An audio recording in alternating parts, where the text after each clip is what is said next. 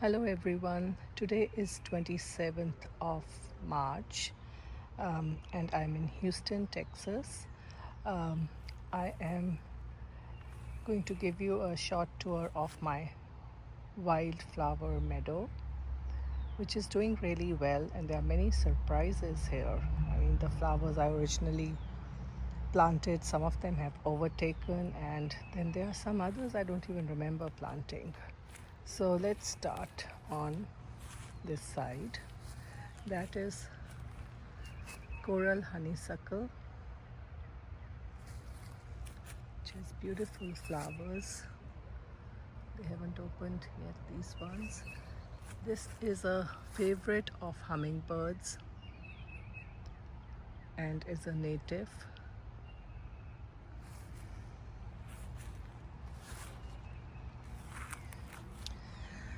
Then let's look at the tiny flowers that are growing all over. These are beginning to close. That's wood sorrel.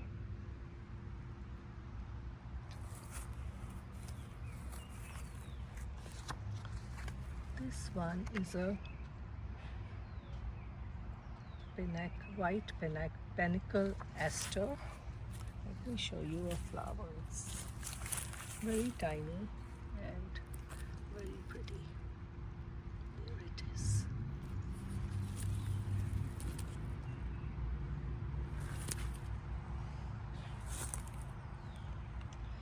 And of course there are the bluebonnets, the Indian paintbrush, and what's coming up here is the Indian blanket. It's and all these coreopsis are growing wild. They have sort of taken over this place, and I'm going to remove some if I decide to plant something else. Then a surprise here was this little plant with these tiny flowers.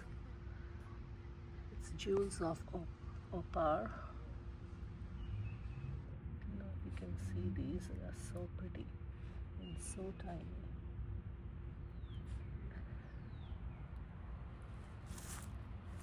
And some sunflowers have come back from last year, and of course they've also expanded.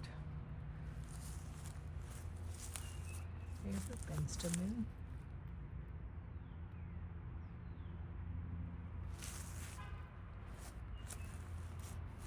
And this is Mexican plain vine. I was lucky that it didn't die in the winter and came back from the roots.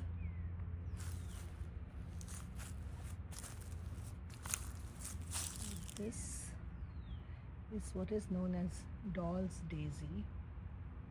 And this flower also has very small white flowers, but they flower more in the fall. It looks pretty. It's like a grass right now.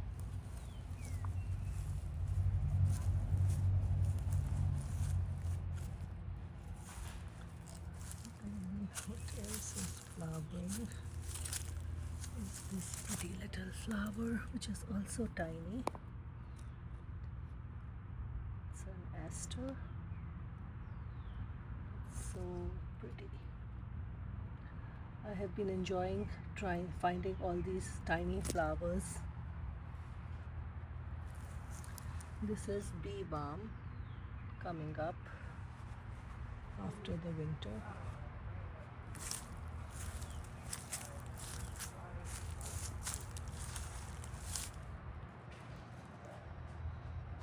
I put some bird food here.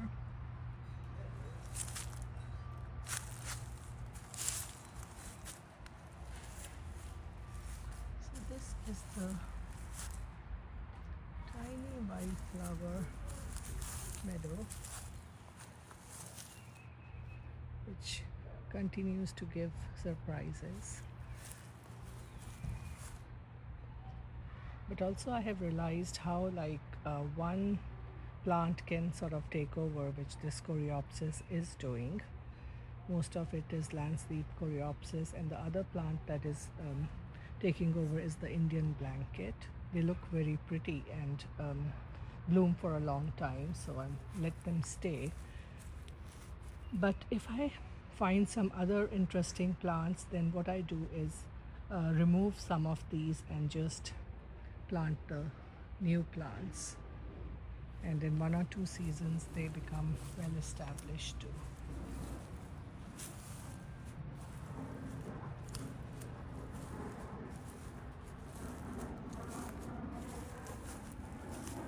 The bluebonnets have already started putting out seeds, so I don't think they're going to last too long. But I like the fact that they keep coming back. Look at this color. Oh my gosh, it's so pretty. That with the bluebonnets. I also realized that the Indian blanket performs better if it is planted next to bluebonnets, because that's how it grows in meadows. And I think it's something to do with thriving on the root system of the other plants. Oh, and here is one lone fall aster that is blooming. The color is so amazing. This is Indian blanket that I see is just about to bloom. A little earlier, I think, than the others.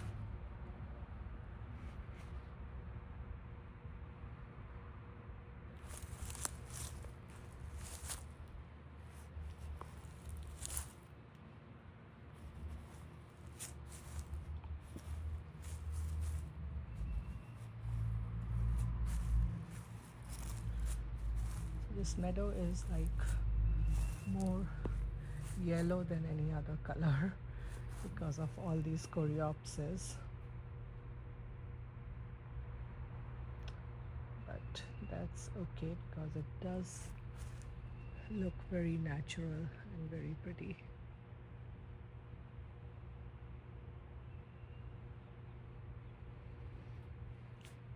These few Blackfoot daisies that are coming up here, another small flower.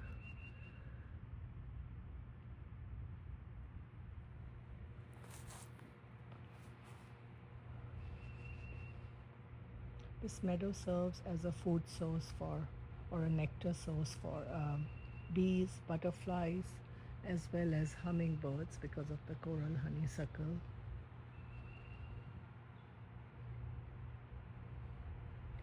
And of course the Mexican flame vine, which would come up soon as well. So I am happy, it's looking pretty, and also it's very interesting to see how it changes with the seasons. Thank you for watching. I just want to give you a quick view of what this looks like in March, and then we can see it in other seasons to see what changes, what new flowers emerge. Look at this one. It's such a bright yellow. So pretty. Thank you for watching, and I will see you next time. Bye.